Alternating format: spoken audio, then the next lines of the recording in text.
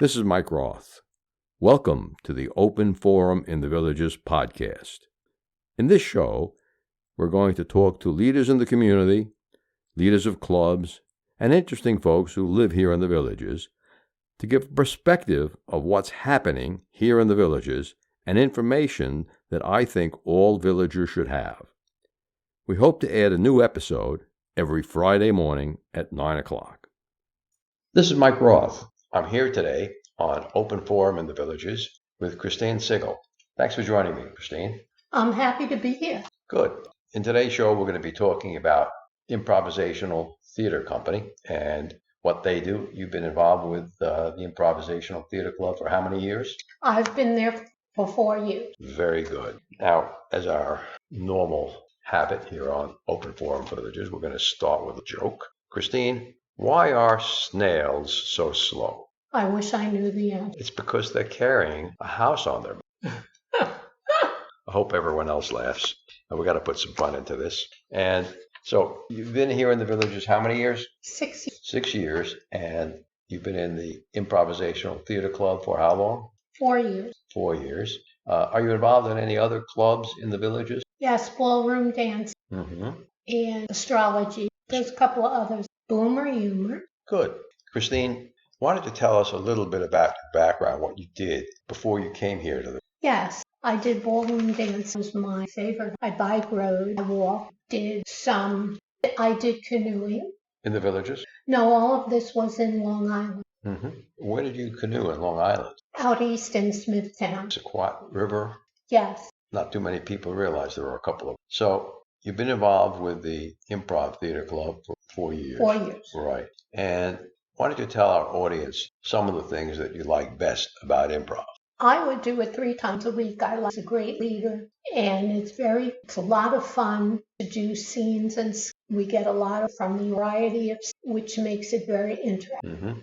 In improv, there are no lines to learn, no auditions, no hideously long rehearsal schedule. So how do you learn what you're supposed to do up on stage? We practice and we say the first thing that comes into our mind. That's right. There are probably 30 rules in improv, but we'll talk about the first 3. First rule is say the first thing that comes into your mind. And the second rule is? Make your partner look good. Good. You got the third rule. The second rule is accept all offer. Yes, I missed it. In improv, to make a scene move forward, you always want to accept what the other person says. So if the first person in the scene says to you, let's go out to the Yankees ball game, you are obligated to accept that offer. Yes, let's get a hot dog and some ice cream while we... Good. And so yes and in improv, it's standard reply. We never want to say no or but, because those things put a lot of pressure on the other person in the scene, and they may not look good. Rule 3 is make the other person in the scene look good.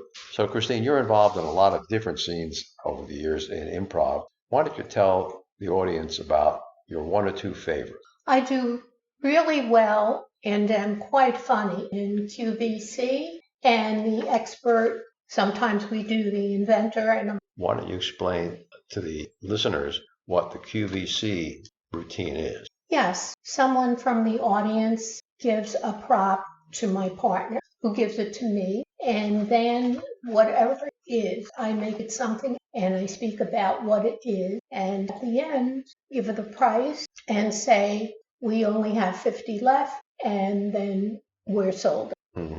And some of these prop inventions are quite remarkable. One of our players came up with one of those eyeglass cleaning cloths. Yes. And what did she call that? A magic carpet. A very funny one I did was somebody gave me a comb, and I said that it was used for surgical removal of fat and loose skin. That was a very funny scene. And you played the expert.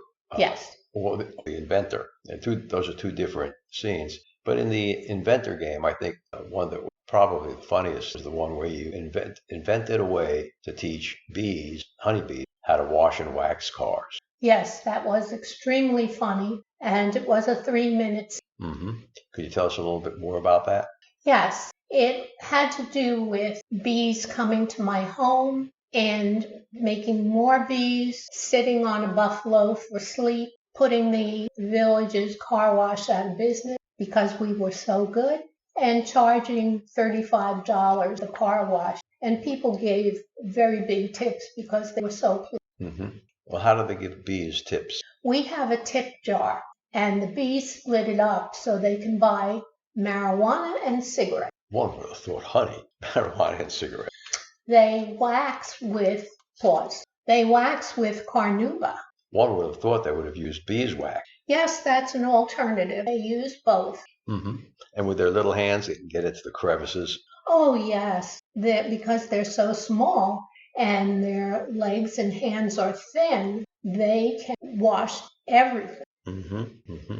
So, Christine, why don't you share with our audience what you personally get out of coming to each of the Monday evening sessions to 8:20 at Roth, first floor Monday? Yes, I'm very happy. I interact with the player. Mike is a great director. Personally, I wish it was 3 times a week. That's how much I enjoy it.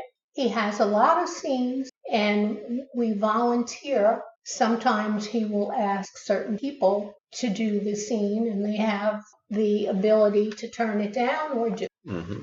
And we have all types of people from all different walks of life.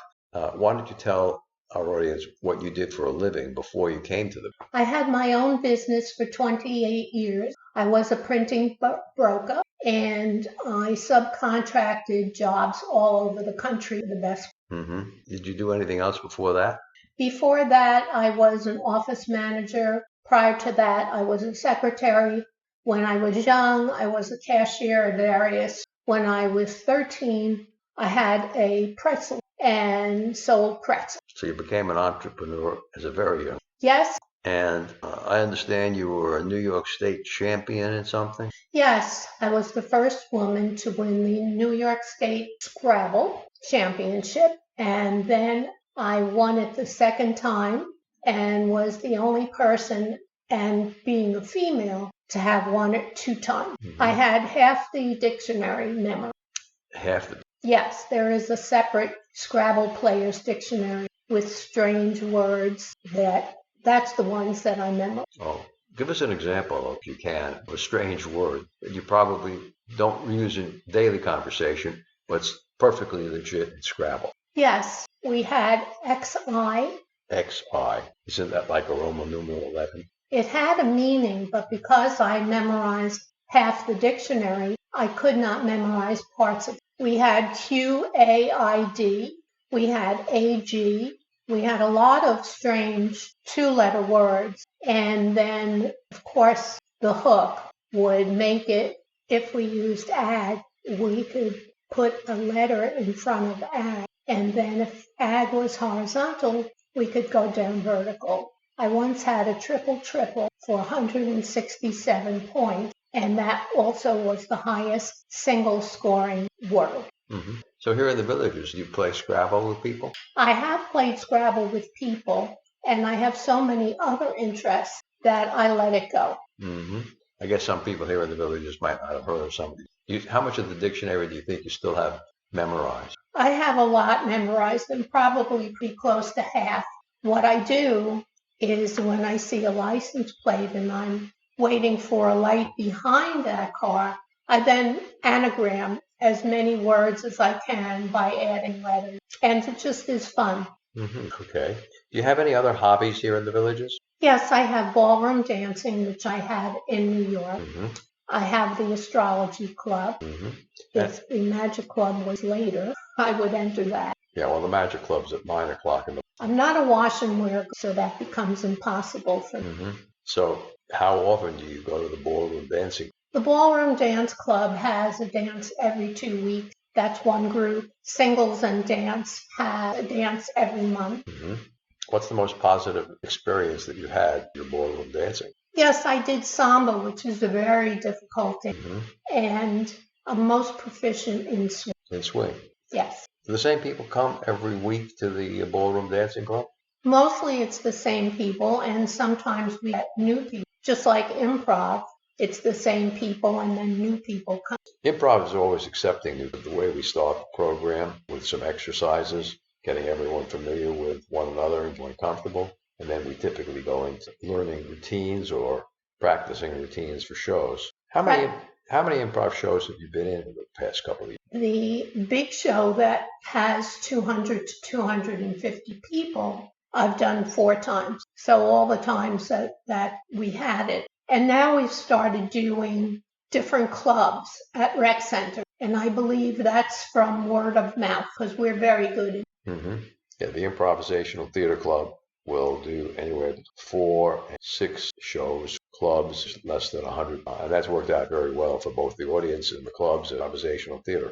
Yes, as a matter of fact, one of the leaders of a group, she became a member of our group. And occasionally you'll perform at the Bohemian Spotlight Cafe. Yes, that is the first Saturday of every month. I've done scenes with Mike, the scene with We Have a Great Time, and the audience. Right, that's held up at the Paradise Recreation Center from 6 p.m. Doors open at 5:30. The show's at 6 all the way to 9, and that's almost an open mic night where anyone can go up and request a slot for 5 minutes. A routine, a song, dances. You never know what you get. Right. There's one group that does clogging, and that's quite spectacle to see. But you don't do any clogging. No, I don't. Mike's wife is doing tap dance to do that. Christine, do you have anything else to add before we sign off? I think that people listening to the podcast should attend our Monday meetings starting. They would have a great time in the audience. And eventually, from what I've seen with the new people, they then will volunteer. And when and where are the improvisational theater meetings, Christine? They're every Monday, but the 5th Monday of the month. They're at Rohan Recreation Center in the Lake Meona from 6:30. We have snacks at 7. Thanks for joining us on the show, Christine. I had a good time. Good. Remember, our next episode will air live next Friday at 9 a.m., or should I say pre-recorded, but that's when it'll be released on our regular subscriptions. Bonus subscribers can get early access to episodes. Should you want to become a sponsor of the show, contact me at mikeroth@rothvoice.com.